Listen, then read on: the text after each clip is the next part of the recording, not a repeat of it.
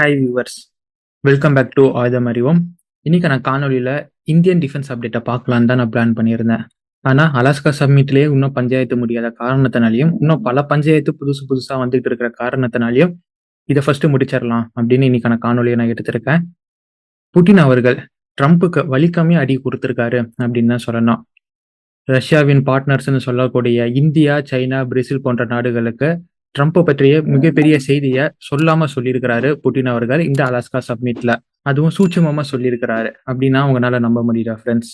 S, மிகப்பெரிய வேலிடான பாயிண்டா இந்த 3 நாடுகளுக்கும் புட்டின் அவர்கள் இந்த அலாஸ்கா சப்மிட்ல, உலகமே பார்க்கக்கூடிய அலாஸ்கா சப்மிட்ல ட்ரம்பின் உண்மையை வெளியே சொல்லியிருக்கிறாரு. ஸோ இன்னைக்கான காணொலியில இந்த செய்தியை நம்ம பார்த்து தெரிஞ்சுக்க போறோம். கூடவே ரொம்ப முக்கியமா, ஸோ அலாஸ்கா மீட்டிங்ல ட்ரம்ப் மற்றும் புட்டின் செய்தி என்ன அப்படின்னு சொல்லியாச்சு. நம்ம மும்மூர்த்திகள் என்ன சொல்லியிருக்கிறாங்க, ஜெலன்ஸ்கி கதாநாயகன் அவர் என்ன சொல்லியிருக்கிறாரு அப்படிங்கிற அடுத்தடுத்த செய்தி கிடைச்சிருக்கு. இன்னைக்கான காணொலியில இதை பார்த்து தெரிஞ்சுக்க போறோம். ஸோ என்ன ஆகும் அப்படிங்கிறத நீங்களே சொல்லுவீங்க பாருங்க இந்த வீடியோவின் எண்டில். ஸோ வீடியோ ஸ்கிப் பண்ணாம முழுசா பாருங்க, பல சம்பவங்கள் உங்களுக்கு இன்னைக்கு காத்திருக்கு. ஸோ டைம் வேஸ்ட் பண்ணாம லெட்ஸ் டைவ் இன்டு இட் நண்பர்களே.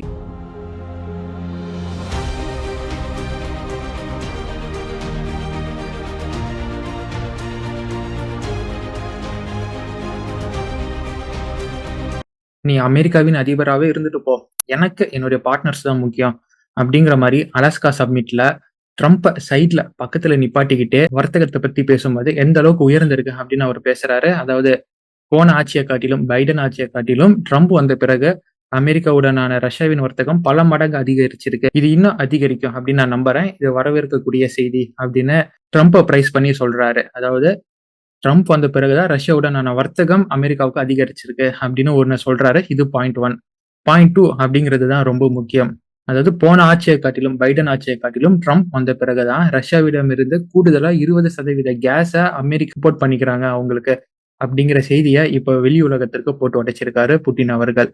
சோ இத்தனை நாள் வரை ட்ரம்ப் இந்த செய்தியை மறைமுகமா வச்சிருந்தாரு. அதாவது ஆட்சியில அதிகமான கேஸை ரஷ்யா கிட்ட இருந்து கொள்முதல் பண்றதை மறைச்சு ரஷ்யாவின் பார்ட்னர்ஸ் மற்றும் ரஷ்யா கிட்ட இருந்து க்ரூட் ஆயில் வாங்கும் நாடுகள் மீது தன்னோட டேரிஃபை இம்போஸ் பண்ணிட்டு இருந்தாரு. முக்கியமா இதற்கு அவர் சொல்லக்கூடியது, நீங்க ரஷ்யா கிட்ட இருந்து கச்சா எண்ணெய் வாங்கும் காரணத்தினாலதான் உக்ரைனியர்கள் கொல்லப்படுறாங்க அப்படின்னு சொல்லிட்டு இருந்தாரு. சார், நீங்க என்ன பண்றீங்க இப்ப? நீங்க தான் இந்த யுத்தத்திற்கே காரணம். அதாவது இந்த யுத்தம் ஆரம்பிக்கிறது அப்படின்னாவே அமெரிக்கா தான் காரணம். அமெரிக்கா மட்டும் மூக்க நுழைக்கல, வெப்பனை சப்ளை பண்ணலாம், இந்த யுத்தம் எப்பயோ முடிஞ்சிருக்கும். ஸோ இப்ப ஒவ்வொரு குடிமக்கள், உக்ரைனிய குடிமக்கள் கொல்லப்படுவதற்கும் அமெரிக்கா தான் முக்கிய காரணம். ஸோ இப்ப கூடுதலா நீங்க 20% கேஸ் வாங்குறீங்கன்னா உங்க கணக்குப்படி அப்ப கூடுதலா உக்ரைனியர்கள் கொல்லப்படுவதற்கு நீங்க தானே காரணம். அப்போ உங்க மாதிரியே நீங்க கூடுதலா வரிய போட்டுப்பீங்களா அப்படிங்கிற மாதிரி எனக்கு கேட்க தோணுது இந்த செய்தியை கேட்ட பிறகு. பட் அப்பார்ட் ஃப்ரம் திஸ், இப்ப புட்டின் இந்த செய்தி, அதாவது ட்ரம்ப் வந்த பிறகு ட்ரம்பின் ஆட்சியில அதிகமான கேஸை ரஷ்யா கிட்ட இருந்து வாங்குறாங்க, அதுவும் 20% வாங்குறாங்க நேரடியா அப்படின்னு சொல்லியிருப்பது இப்ப ரஷ்யன் பார்ட்னர்ஸை குறி வச்சாரு பாருங்க ட்ரம்ப், அவங்களுக்கெல்லாம் இப்போ ஒரு நல்ல சான்ஸா போயிருச்சு. அதுவும் நம்ம ஜெய்சங்கர்லாம் அப்படின்னு கேட்கவே வேணாம். அவர் ஏற்கனவே இந்த கான்செப்ட்ல தான் இருப்பாரு. நீங்க மறைமுகமா பல ட்ரேடிங்க பண்ணிட்டு இருக்கிறீங்க, அந்த யுரேனியம் மாதிரியானதெல்லாம் நீங்க அவங்க கிட்ட இருந்து வாங்கிட்டு இருக்கிறீங்க, அதெல்லாம் நாங்க கேட்கிறோமா, எங்களை ஏன் கேட்கறீங்க அப்படின்னு நம்ம ஜெய்சங்கர்லாம் பேசிட்டு இருப்பாரு. ஸோ புட்டினின் இந்த செய்தியானது ஸோ வெண்ணையை தடவி பிரெட்டை கொடுத்த மாதிரி நம்மளுடைய ஜெய்சங்கர் அவர்களுக்கெல்லாம் வச்சு பிரிச்சு மேய்வாரு இனிமேட்டு அமெரிக்காவை. அதுல எந்த சந்தேகமும் இல்லை. ஆனாலும் 3 நாடுகள், பிரேசில், சைனா மற்றும் இந்தியா, இந்த 3 நாடுகளும் இனிமேல் ட்ரம்ப்பை எதிர்க்கிறதுக்கு இந்த ஒரு பாயிண்டை புட்டின் அவர்கள் கொடுத்திருக்காரு. இது ரொம்ப முக்கியமான பாயிண்ட் மை டியர் ஃப்ரெண்ட்ஸ். நீங்க ஏனோ தானோ 20% தான் அப்படின்னு பேசிட்டு போக கூடாது. Incidentally, when the new administration came to power, bilateral trade started to grow. It's still very symbolic. Still, we have a growth of 20%. As I've said, we have a lot of dimensions for joint work. It is clear that the U.S. and Russian investment and business cooperation has tremendous potential. Russia and the U.S. can offer each other so much in trade, digital, high-tech, and in space exploration. We see that Arctic cooperation is also very possible. இந்த பாயிண்டை வச்சுதான், அதாவது நீங்க crude ஆயில வாங்குறீங்களா, அதுவும் குறிப்பா இந்தியாவெல்லாம் நீங்க க்ரூட் ஆயில வாங்குறீங்களா, உங்களாலதான் அங்க போரே நடக்குது. நீங்க வாங்குறத குறைச்சிக்கிட்டா, இல்ல நீங்க வாங்குறத கட்டுப்படுத்தினா போதும் அங்க ரஷ்யாவின் எக்கனாமி கொலாப்ஸ் ஆகும், அவங்க போரா கொஞ்சம் கொஞ்சமா கைவிடுவாங்க. ட்ரம்ப் அவர்கள் பேசிக்கிட்டு இருந்தாரு. ஸோ இதுதான் காரணம் அப்படின்னு சொல்லி நம்ம மேல கூடுதலா 25% டேரிஃபா போட்டாரு. இப்ப அவரே அந்த செயலை தானே செஞ்சுக்கிட்டு இருக்கிறாரு. ஸோ பாயிண்ட் பிடிக்கிறதுக்கு ஒரு கரெக்டான குக்கி இங்க புட்டின் போட்டு கொடுத்திருக்காரு. அதுவும் எங்க சொல்லியிருக்காரு பாருங்க, உலகமே உற்று பார்த்துட்டு இருக்கக்கூடிய இந்த அலாஸ்கா சப்மிட்ல ட்ரம்ப்ப சைட்ல வச்சுட்டு ட்ரம்ப் மறைச்ச செய்தியா இந்த நாடுகளுக்கு எல்லாருக்குமே சொல்லியிருக்காரு. பட் எந்த நாடுகளுக்கு இது முக்கியமா தேவைப்படும் அப்படின்னா, ரஷ்யாவின் பார்ட்னர்ஸா இருக்கக்கூடிய பிரேசில், சைனா மற்றும் இந்தியாவுக்கு தான் இந்த பாயிண்ட் ரொம்ப முக்கியமா தேவைப்படும். இது மாதிரி ஒவ்வொரு செய்தியா நமக்கு வர ஆரம்பிக்கும். ஸோ நிறைய சம்பவம் இருக்கு. அதை ஒவ்வொன்றா நம்ம பார்க்க ஆரம்பிக்கலாம். அடுத்த செய்திக்கு நம்ம போலாமா? அதாவது ஜெலன்ஸ்கி அவர்கள் என்ன ரியாக்ஷன் குடுத்திருக்காரு அப்படின்னு. இங்க அலாஸ்கா சம்மிட் முடிஞ்ச உடனே எல்லாம் அவங்கவங்க ஃப்ளைட்ட பிடிச்சு போன உடனே, ஜெலன்ஸ்கி ஒரு பதிவ போடுறாரு. அமெரிக்க பிரசிடென்ட் உடன் நான் பேசினேன். ஃபோன் கால் பண்ணேன். டைரக்ட்டா 1 to 1 சுமார் 1 1/2 மணி நேரத்துக்கு நான் பேசினேன். அதுல எங்கள பத்தி என்ன பேசுனீங்க? ஸோ புட்டின் அலாஸ்கா சப்மிட்ல என்னென்ன பாயிண்ட்ட நீங்க வச்சீங்க? என்னென்ன பாயிண்ட்டுக்கு 2 பேரும் ஒத்து போனீங்க? அப்படின்னு ட்ரம்ப் கிட்ட நான் டிஸ்கஸ் பண்ணேன் அப்படின்னு ஜெலன்ஸ்கி போட்டிருந்தாரு.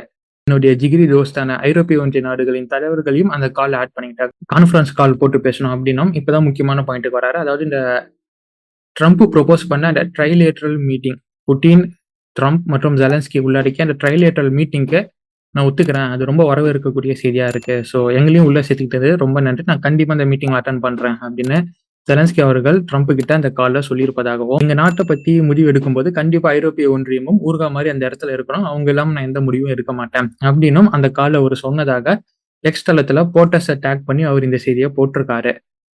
ஸோ ஜெலன்ஸ்கி என்ன சொன்னாரு அப்படிங்கிறது இப்ப நமக்கு தெரிஞ்சு போச்சு. அடுத்து ஐரோப்பிய நாட்டின் Macron, Starmer, Merz, Meloni, Tusk, Stubb போன்ற ஐரோப்பிய ஒன்றிய நாடுகளின் தலைவர்கள் அலாஸ்கா சப்மிட் மற்றும் அதோட ஸ்டேட்மெண்ட்டுக்கான கூட்டறிக்கையை இப்ப விட்டிருக்காங்க. அதுல அவங்க எல்லாம் என்ன சொல்லியிருக்கிறாங்க அந்த கூட்டறிக்கையில அப்படின்னு பார்த்தோன்னு வைங்களேன். ட்ரம்பின் இந்த போர் நிறுத்தத்திற்கான நடவடிக்கைகளை வரவேற்கக்கூடியதா இருக்கு. குறிப்பா ஜெலன்ஸ்கியும் சேர்த்து ட்ரைலேட்டல் மீட்டிங் பண்ணணும் அப்படின்னு சொன்னீங்க பாருங்களேன். சில்லறையை செதற விடணும் தலைவா அப்படிங்கிற மாதிரி அவங்க ஸ்டேட்மெண்ட்ல சொல்லியிருந்தாங்க. உக்ரைனுக்கான பாதுகாப்பு அமெரிக்கா உறுதி பண்ணும் அப்படின்னு சொன்னீங்க பாருங்க. அதையும் நாங்க வரவேற்கிறோம் அப்படின்னு சொல்றாங்க. சார், செக்யூரிட்டி கேரண்டி குடுக்குறேன்னு சொன்னது ரஷ்யா. அத யார் குடுப்பாங்க அப்படின்னு புட்டின் தான் சொன்னாரு. நீங்க என்ன அமெரிக்காவ டேக் பண்ணி சொல்லிட்டு இருக்கிறீங்க? அந்த இடத்துல அமெரிக்கா செக்யூரிட்டி கேரண்டி குடுக்கும்னே சொல்லலையே. ரஷ்யா தானே சொன்னாங்க. புட்டின் தானே சொன்னாங்க. அப்படின்னா உங்களோட ஸ்டேட்மெண்ட்ட பார்த்த பிறகு எனக்கு கேள்வி எழும்புச்சு. அப்புறம் தான் எனக்கு புரிய வந்துச்சு. ரைட்டு, இவங்க ட்ரம்ப்ப இந்த இடத்துல ஜாயின் பண்ணி விட்டுறாங்க அப்படின்னு. ஸோ ட்ரம்ப் இந்த இடத்துல ஜாயின் பண்ணி, ஸோ ட்ரம்ப் தான் உக்ரைனின் செக்யூரிட்டிக்கான கேரண்டி அப்படின்னு இவங்க திசை மாற்றம் பண்றாங்க அப்படின்னு புரிய வந்துச்சு. உக்ரைனை நேட்டோல சேரக்கூடாது அப்படின்னு சொல்றதுக்கு ரஷ்யா யாரு? அவங்களுக்கெல்லாம் இந்த வீட்டு அதிகாரம்லாம் யாரும் குடுக்கலையே. ஸோ அவங்க சொல்றதெல்லாம் கேட்கக்கூடாது. அதே மாதிரி உக்ரைனின் டெரிட்டரியா யாருனாலயும் மாத்த முடியாது. அன்டில் உக்ரைன் அதை ஆமோதிக்கிற வர யாருக்கும் அந்த ஒரு பவர் இல்ல. இதற்கு நாங்க உறுதுணையா நிக்கிறோம். குறிப்பா உக்ரைன் அமைதிக்காக எடுக்கப்படும் ஒவ்வொரு முயற்சிக்கும் ஐரோப்பிய ஒன்றியம் உக்ரைனின் செயலுக்கு துணையாக நிற்கும். இன்னும் ரஷ்யா மேல அதிக பொருளாதார தடைய போடணுமா? பார்டர் டிரான்சாக்ஷனை குறைக்கணுமா? சொல்லுங்க, நாங்க இன்னும் பண்றோம். இந்த போருக்கு ஒரு அமைதியை கொண்டு வந்தா போதும் அப்படின்னு ஐரோப்பிய ஒன்றியம் கூட்டறிக்கையா இப்ப விட்டுருக்காங்க மேல சொன்ன தலைவர்கள் எல்லாமே. இந்த செய்தியை படிச்சவனே என் மைண்டுக்கு வந்த முதல் மைண்ட் வாய்ஸ் விளங்கும்டா, விளங்கும் அப்படிங்கிறது தான் என் மைண்ட் வாய்ஸா வந்துச்சு. பிகாஸ் அலாஸ்கா சப்மிட்ல புட்டின் என்ன சொன்னாரு?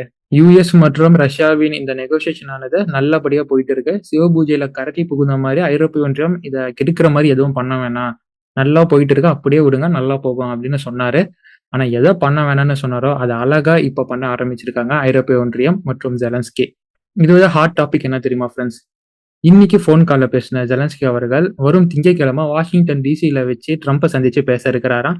அந்த இடத்துல ரொம்ப கிளியரா அவருடைய பாயிண்ட் என்ன, ட்ரம்ப் புட்டின் கிட்ட எதெல்லாம் ஓகே சொன்னாரு அப்படிங்கிறத விரிவா கேட்டு தெரிஞ்சுக்க போறாரு. ஸோ இதற்காக ஒரு வாஷிங்டன் போறாரு திங்கட்கிழமை. ஸோ திங்கட்கிழமையும் ஒரு பஞ்சாயத்து இருக்கு. இந்த அலாஸ்கா மீட்டுக்கு புட்டினுக்கு அமெரிக்கானா என்ன, அமெரிக்காவுடைய ஏரியல் சுப்ரீமசி என்ன அப்படிங்கிறத B2 லான்சர் மூலியமாகவும் அது கூட F-22 மூலியமாகவும் ட்ரம்ப் அவர்கள் காமிச்சாரு. புட்டினே வானத்தை ஆஹா அப்படின்னு பார்த்தாரு. அதெல்லாம் சும்மாப்பா அப்படின்னு கை தட்டிட்டு போனாங்க.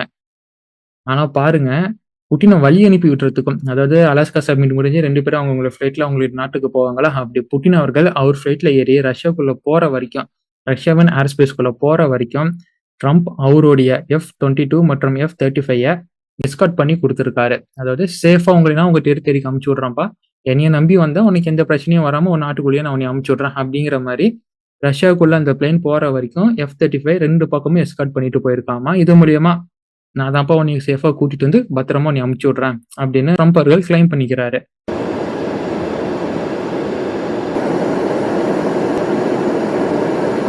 இருந்தாலும் நல்லா இருக்குல்ல ட்ரம்ப் பண்ற செய்கை எல்லாமே.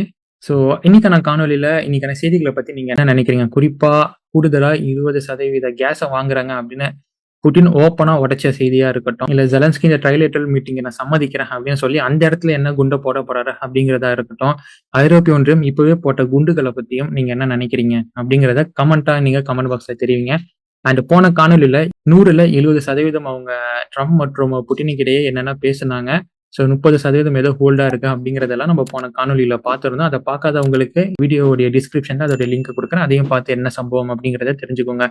இது போன்ற பல செய்திகளை தெரிந்து கொள்ள ஆயுதம் அறிவோம் அப்படிங்கிற நம்ம சேனலை இப்பயே சப்ஸ்கிரைப் பண்ண ஆரம்பிங்க. Until it's signing off from ஆயுதம் அறிவோம் and stay tuned for next video, my dear friends. நன்றி, வணக்கம்.